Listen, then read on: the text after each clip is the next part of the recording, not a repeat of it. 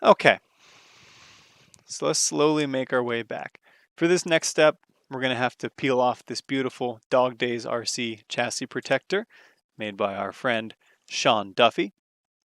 To do so, I have mine tucked into the front bumper, so just one screw here on the front, and we'll get that front bumper off of there. Okay, the front bumper off, chassis protector coming off.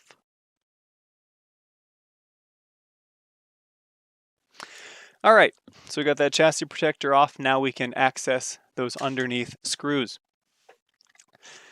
What we're going to access first is these 4 screws right here. Don't mind the turkey. These 4 screws are going to give us access to removing the under servo weight, as well as one other adjustment that we don't use too often.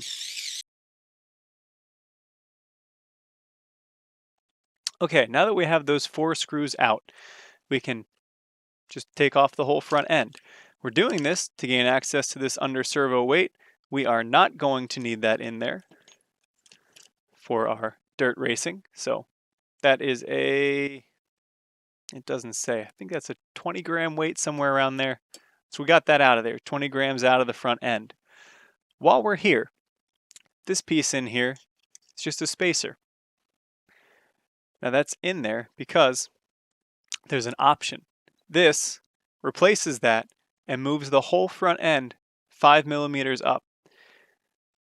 Now this is an adjustment we don't see used very often. We only use it in extreme high grip or extreme low grip, because lengthening the car, especially at the front end, is going to numb it. It's going to make it a calmer vehicle.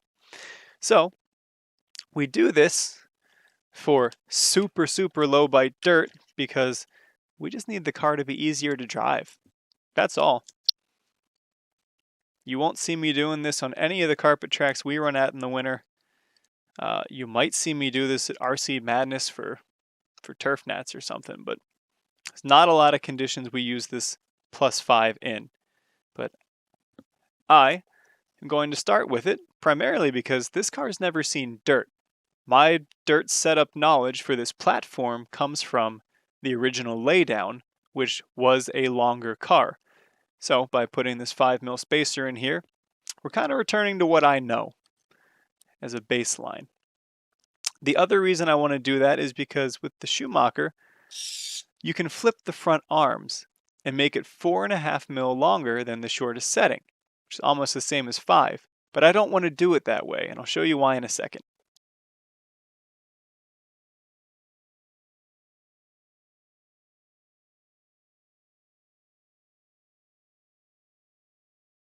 Okay, and the reason that I don't want to gain this length by flipping the arm is because of kick up. So the whole arm, this whole assembly is on an angle, right?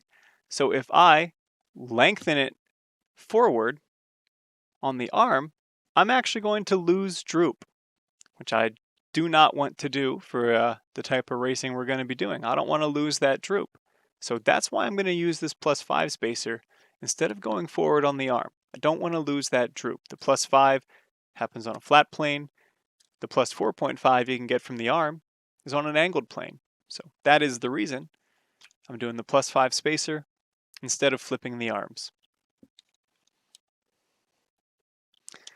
Get the front bumper back on. You might notice that I do not have titanium screws on the bottom of the car.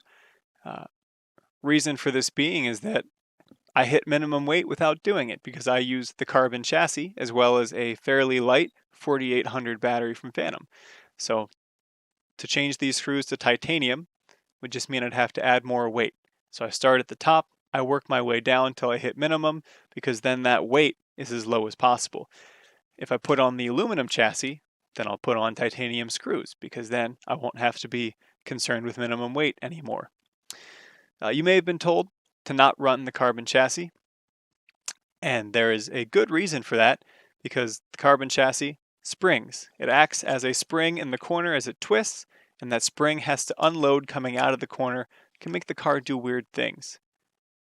So to help counteract that, I run the carbon side rails, which are much stiffer than the stock plastic or S2 ones, so that helps in that department. As something complementary to using that +5 insert, I have the C-hubs 1.5 forward using these quick clip spacers that come with all the Schumacher cars to make adjustment super easy. So I'm actually going to go all the way short on the arm because I have already added that +5 spacer. So you just take your 1.5 and you take the quick clip out of one side and you just pop it right back on the other. It makes a lot of these fine-tuning adjustments super easy and simple. If you've ever owned a Mugen 8 scale, you'll be familiar with this type of system. They use quick clips on suspension hinge pins, so you know that it makes things quick and easy. Okay, so we've done our front end geometry changes here. We have 2 millimeters of Ackerman, 3 millimeters of bump steer, and we've added the +5 spacer, as well as gone down to 2 millimeters on the inner link.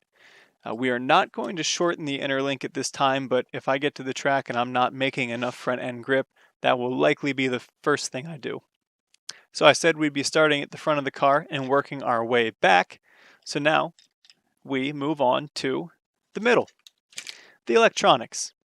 You can see I have on a brass tray right now. We don't want that extra weight up front. So we're either going to go back to the stock S2 tray, which is a kind of fiberglass-like composite, or we're not going to use a tray at all. The reason for that being is that my servo lead is very short. So I want to put this back pretty far. I want to move the electronics and the battery back about as far as I can. And I'm not sure if how short that servo lead is will allow us to do so. So we might end up not using the tray, just putting the ESC back near the battery and leaving the receiver up front, which would not be a big deal. It's just nice to be able to take the electronics out on a tray for cleaning purposes. Okay, so I don't plan to unsolder anything here, so this part's going to be a little janky just because the ESC is going to be attached to the motor, and I'm sure it's going to look funny. Underneath here, we just have 2 screws that hold in the radio tray. You can see that there's intended to be 3 positions for the radio tray, but then there's these 2 holes here as well. And these 2 holes happen to line up with holes on the front of the tray. So if we want, we can get extreme and move it really far back. So again, Schumacher doing what they do best and just giving you a massive range of adjustment so that they can have one singular car that is capable on carpet, and by capable I mean superior, and also plenty good on dirt as well. So the brass radio tray is going to get removed here. To do that, we're going to have to pry the electronics off of it. I'm just going to use my handy dandy flathead here. My ESC of choice here is the Fantom FR10 Pro. This is the 2022 spec of it. I don't have the 2023 spec in my hands quite yet. And actually, I think what I plan to do is run these old things for outdoor and build my new carpet cars for next fall with the new ESCs. I think I want to go into carpet season with fresh electronics, and I'm really not concerned about whether these are going to make it through the summer or not. I certainly put them through their paces, stock and mod. I run them in 17.5. I run them with a 6-turn in my 4-wheel. They perform flawlessly in any scenario. Okay, we have our brass tray out there. I'll go about cleaning this up another time, getting the shoe goo, the double-sided tape, and the gunk off. This car has not been torn down in quite a while. There's some carpet fuzz underneath there. If that tells you anything about my maintenance program and about how reliable all my equipment really is, that I can treat it like that and perform week to week. Okay, so our electronics are dangling in here now. Now to help clean up this wiring, I'm just going to remove the sensor wire for now just because I don't want to put extra stress on it while I'm doing all this stuff.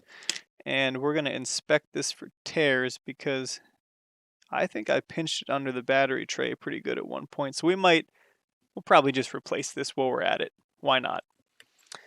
And then I'm going to remove the fan as well because where the fan is, that's where I plan to put the battery. So I know that's not going to be able to stay there. So I'm going to remove that for the time being as well. And then we'll go about finding a new location for it. afterwards. Or maybe we won't, because we're about to run in 30-degree weather on low bite dirt. I might not need that fan. Hopefully by the time we go outside to pit stop, we'll have agreed as a community that we're not going to basically separate stock and mod two-wheel at pit stop. There's not enough two wheels for class separation, so I intend to run mod this summer because I want to get better. I've conceded and run stock at times in the past just because I want to compete with my fellow racers, and running equivalent equipment makes better competition, but I'm kind of the mindset of I'd really like to improve this year, so I think I'm going to run mod whether other people are running mod motors or not, because that will make me better. So I think we're looking at somewhere along the lines of this for our electronics layout. Get the ESC pretty far back there.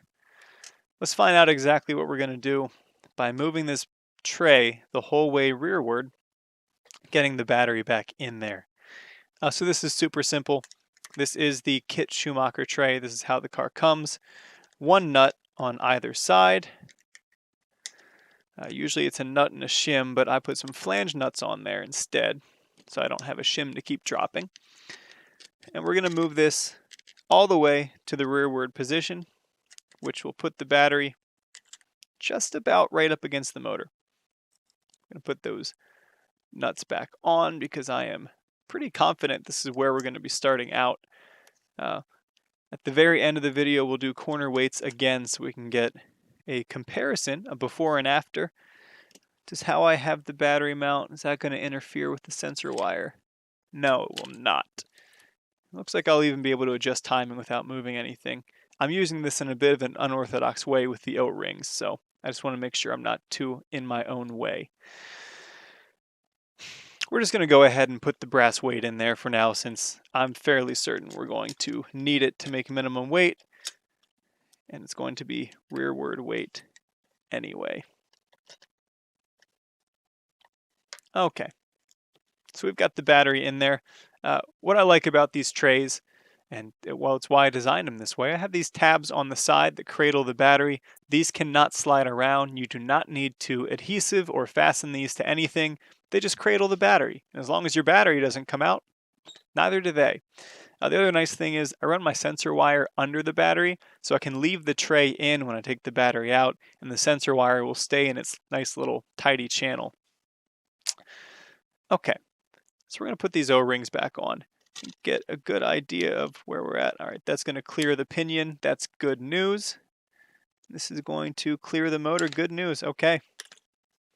I'm going to plug this in for a moment just to help locate things. Okay. Are we going to use the electronics tray?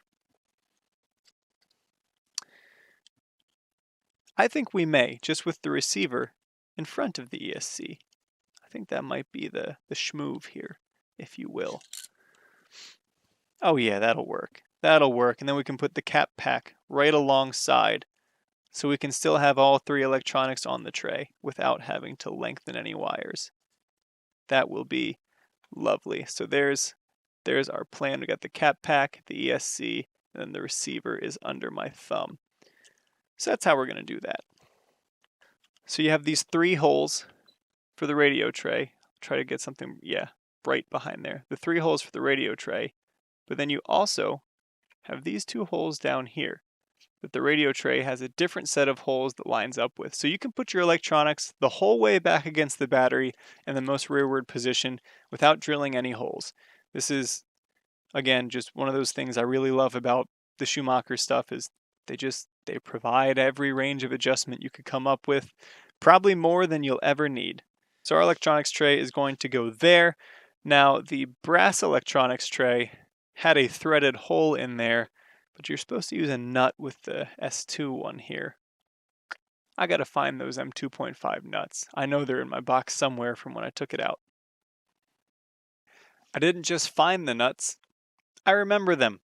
It's these little things right here, and they fit right into that hole. In fact, I remember these so well that I remember the manual telling me that I have to glue these into place or else I'll lose them.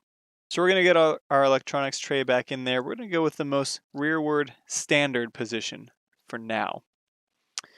We always have the option to move them back at the track if we need to. And the beautiful thing is it'll only be 2 screws if we make that decision. Oh yeah, this is definitely why you're supposed to glue them into place. That'd be a lot easier. So we have the electronics tray fastened in there. And at this point, we have removed this much brass, as well as moved the battery back probably 40 millimeters or somewhere around there. And now we're moving the electronics back as well.